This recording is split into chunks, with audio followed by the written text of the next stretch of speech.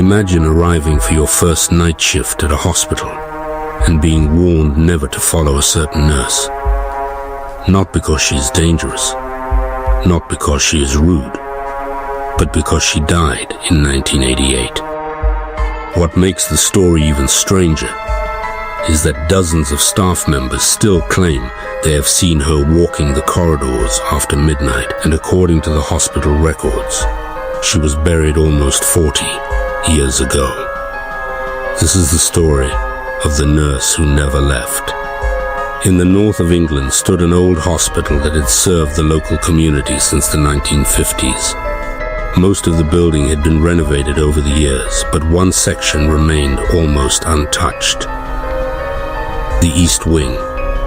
Staff members disliked working there during the night, not because of the patients, because of what they occasionally saw.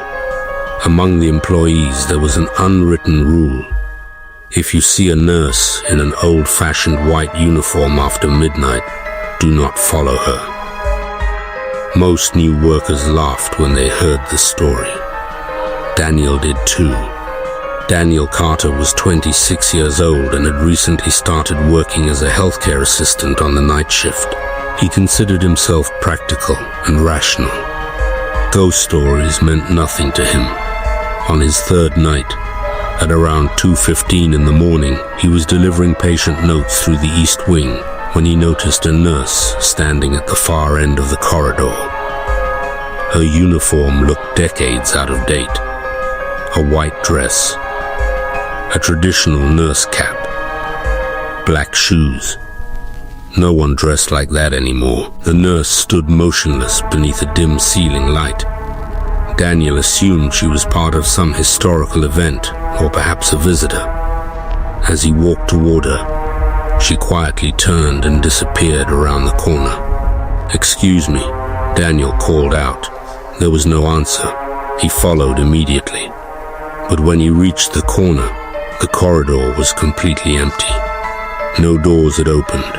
No stairwell was nearby. No person could have vanished that quickly. The encounter stayed in his mind for the rest of the shift. The following morning, Daniel mentioned it to an older nurse named Claire. The moment he described the white uniform, Claire stopped smiling. "Did she have gray hair tucked under a nurse cap?" she asked softly. Daniel nodded. Claire looked away for a moment before answering. "You saw Margaret." Daniel laughed. "Who is Margaret?" Claire hesitated. "A nurse who died here in 1988. Margaret Collins had worked at the hospital for nearly 20 years. Colleagues remembered her as one of the most dedicated nurses in the building. She often volunteered for the hardest night shifts and was known for staying with frightened patients long after her duties were finished. Then came a freezing December night in 1988.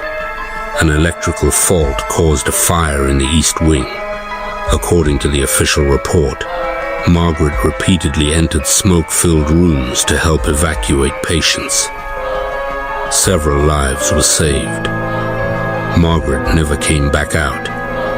Her body was discovered near a patient room the next morning. The hospital honored her bravery with a memorial plaque, but as the years passed, her story slowly faded. The sightings did not.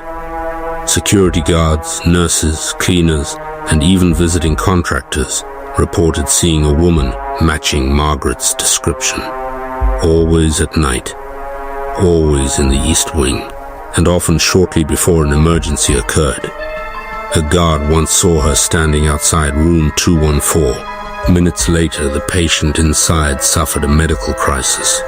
Because the guard alerted the staff immediately, the patient survived.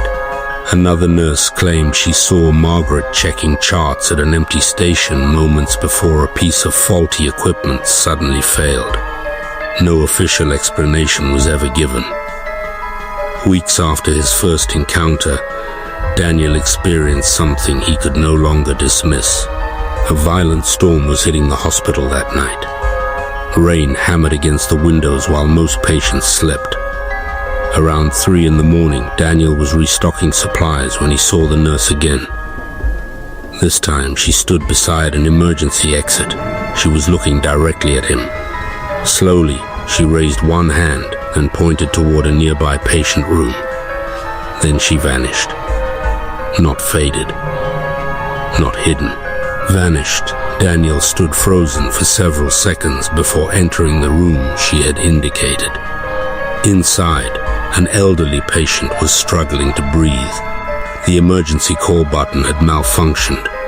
The patient had been unable to summon help. Daniel immediately called the medical team.